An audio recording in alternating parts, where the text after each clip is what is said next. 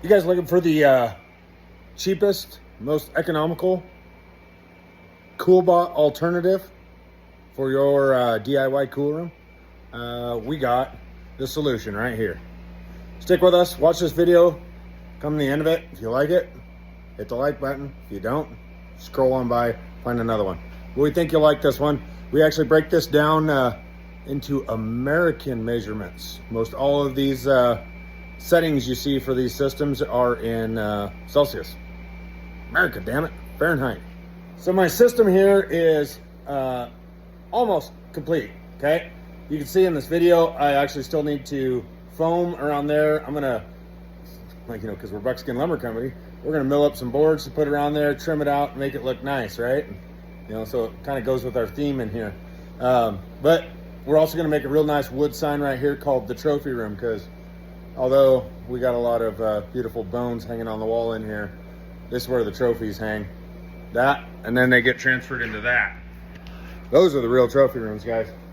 So the final project will be getting rid of my extension cord, but that's currently keeping me from having the electrician come out and getting permits and all kinds of non-stop stuff.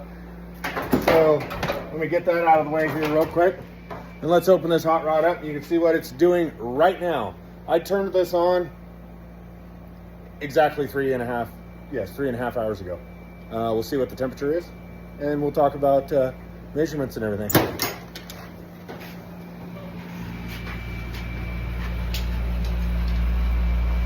Currently at 39.6 degrees. 39.6 is actually not what it will get down to, but we're clearly in between cycles of the AC pump running. Underneath here, guys, is everything I need to process. I don't know, we did 3 pigs last year. Wrapping equipment, grinder, saw gets tucked back in, as you can see. Oh, I did forget. I still got to paint the inside. So what we've got here, guys, is like an 8,000 BTU AC unit that you just put in the window of your house. So I'm going to bring you inside, kind of give you a little walk around of just how I set all of this up. And we're going to talk through the Inkbird, I think they're aquarium heater circuits, but we'll post the link down below and you can go check them out. Yeah, this is a pretty cool setup. In our cooler here, come on in. We have a little 2-ton chain fall that we can hoist up animals, put them right onto the gambrels, right onto the hook rail, and slide them to the back. We put 3 pigs in here last year. We do need to clean our walls, yes. And I know we could hang 2 elk, 3 deer, probably even 4 deer in here. But the bread and butter of this system here, guys, what makes this all economical are these Inkbirds.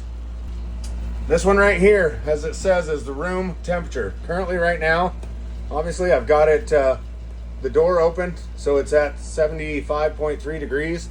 That is the fin temperature of the AC unit.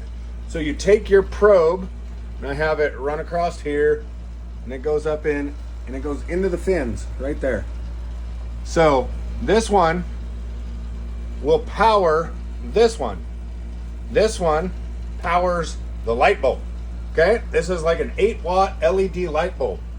The thermistor off of the AC unit comes down, and I just have it aluminum foiled onto the light bulb there.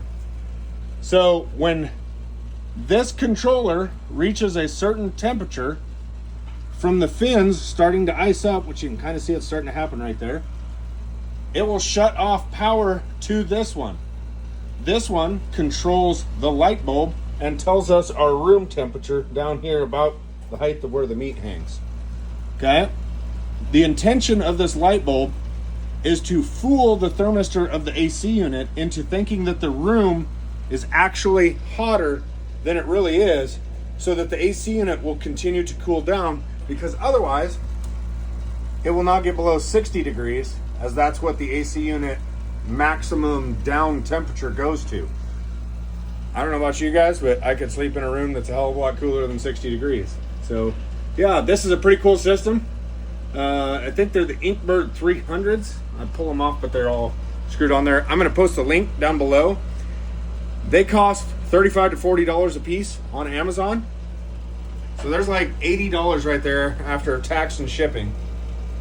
So under $100 after you buy the light bulb, the foil, the screws, and install this. Obviously your AC unit is going to cost whatever you can get one for. I see them on Marketplace for, you know, anywhere from $150. So you're looking at this entire system right here can cost you less than the Coolbot itself.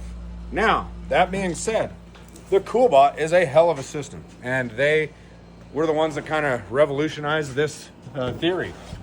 But there are all of us cheap sons of guns out here that like better. So let's talk about settings, actually.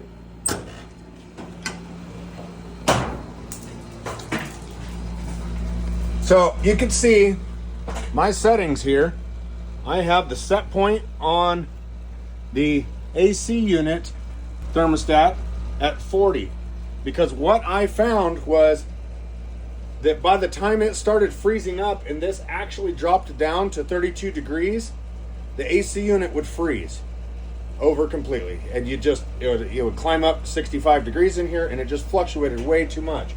By setting this at 40, it shuts off the light bulb long enough that the light bulb will cool off, and therefore tell the AC unit to shut off the refrigerant circulation and allow it to thaw itself back out. So this one here we have set at 32 degrees, which means if our room temperature gets to 32 degrees, it will tell the light bulb to turn off. So it's kind of it's a little bit of a redundant system here. It works really, really well. You saw it when I first walked in here, the temperature, whatever the hell it was. After running for about 5 hours the other day when I came in here, after I was playing with settings and stuff, this thing was holding at 35.9 degrees.